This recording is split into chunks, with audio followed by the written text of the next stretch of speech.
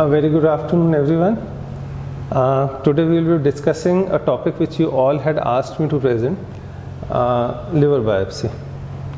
Now, what is its significance in present scenarios and how it is done? Now, when to do a liver biopsy?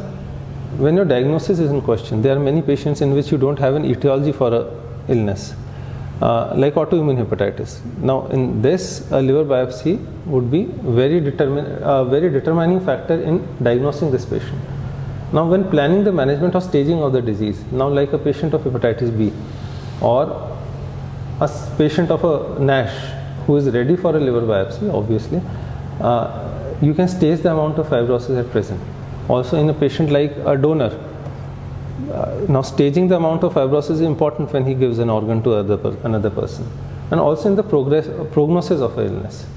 So it is both in diagnosis, management and prognosis. Now, how it is done? It is done basically by percutaneous routes, transjugular routes or laparoscopically. Now, percutaneous routes are done basically nowadays it is done with USG.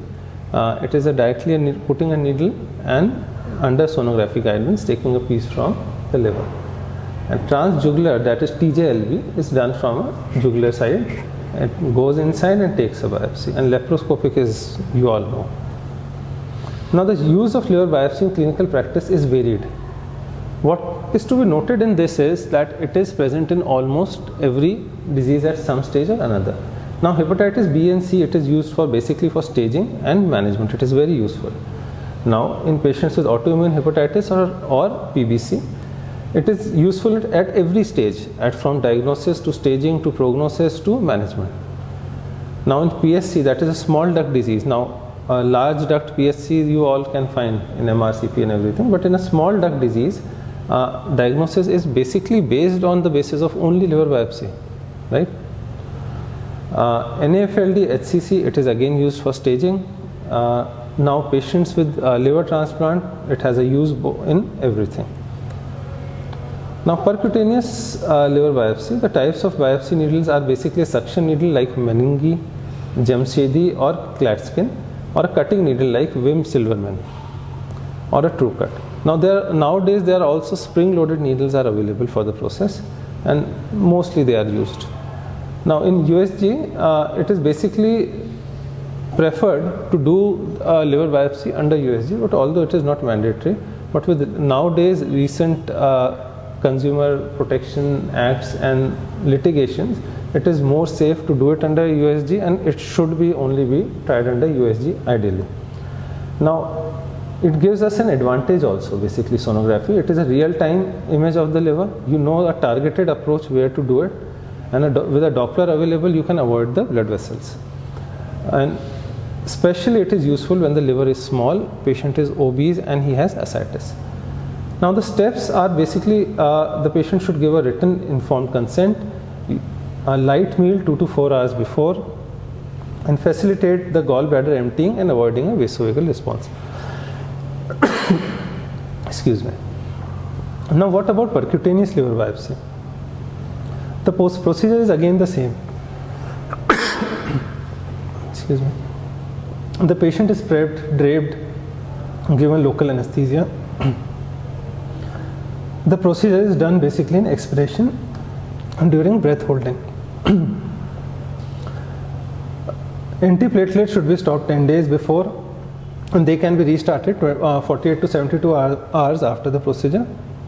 Warfarin can be stopped 5 days before and can be started on the very next day. Heparin can be stopped 12 to 24 hours prior to the procedure. Now, post-procedure care, the vitals of the patient should be taken every 15 minutes for the first hour and every 30 minutes for the second hour. Now, this is important to follow in our clinical practice, right? Preferably, the patient should be kept in the right lateral decubitus position, and observation time of at least 2 to 4 hours should be given, and then the patient can be discharged. What are the contraindications of a percutaneous liver biopsy? The absolute contraindication is firstly an uncooperative patient and a patient having severe coagulopathy or infections. Now, severe coagulopathy, that is in prothrombin time of 4 seconds over the control, an INR of more than 1.5 and a platelet count of less than 60,000. What are relative contraindications? like ascites, obesity, in which which makes the procedure technically more demanding and more difficult. And with a possible vascular lesion, you will obviously not like to do a percutaneous liver biopsy in a hydrated disease. Now, what are the complications? The complications are basically pain, hemorrhage, bile peritonitis, pneumothorax, vasovagal reactions, and transient bacteremias. Now, the biopsy of malignant lesions, the risk of tumor spread is very low, that is 0 to 0.13%. In a plugged biopsy, that is, a tract is plugged with collagen or thrombin as a cutting needle is removed from the sheath, is also practiced nowadays. It can be in patients with impaired hemostasis. Newer modalities like thromboelastography, that is TEG, Sonoclot, Eltromopag, they all have roles. A transjugular liver biopsy, the indications are basically the contraindications that were of percutaneous liver biopsy, that is like a patient having ascites, coagulopathy, thrombocytopenia, fulminant hepatic failure, obesity, post-operative liver transplant, assessment of hepatic venous pressure gradients, also we use TJLB, refusal or failure of percutaneous biopsy. That is, now the contraindications of a TJLB are quite higher than what they used to be for a percutaneous liver biopsy. Like in a percutaneous liver biopsy, you are contraindicating the percutaneous liver biopsy at a INR of more than 1.5 and a thrombin time 4 seconds over the control and a platelet count of 60,000.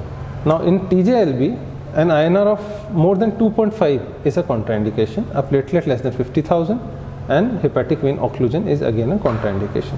Now the success rate of TJLB is 87 to 97% and complication rate is only 1.3 to 6.5% of the patients. Now what about surgical or laparoscopic liver biopsies?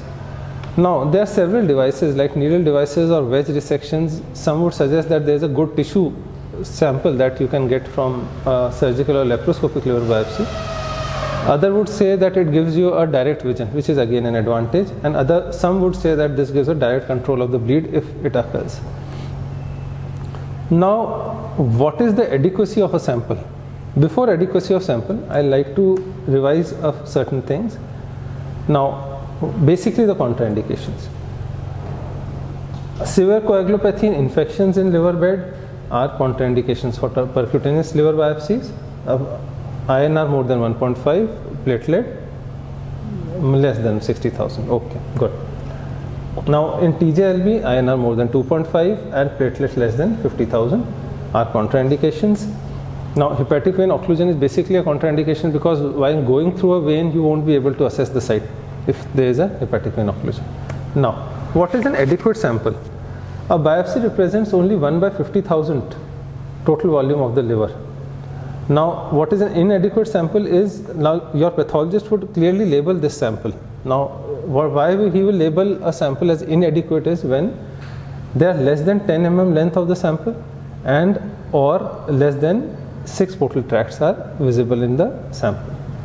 A compromised sample, he would suggest when there are at least 10 mm length of the sample and 6 portal tracts are seen, but it is less than 20 mm of the sample and 11 portal tracts, which is an adequate sample. Now, just remember the values for the adequate sample. It is a length of 2 centimeter, basically 20 mm length, and 11 portal tracts are visible. 16 gauge needle is more preferred. An adequately trained person is a person who has done at least 40 biopsies and has a training in ultrasound. So I wish that you all achieve this before completing your DM course. Okay, thank you. Are there any questions?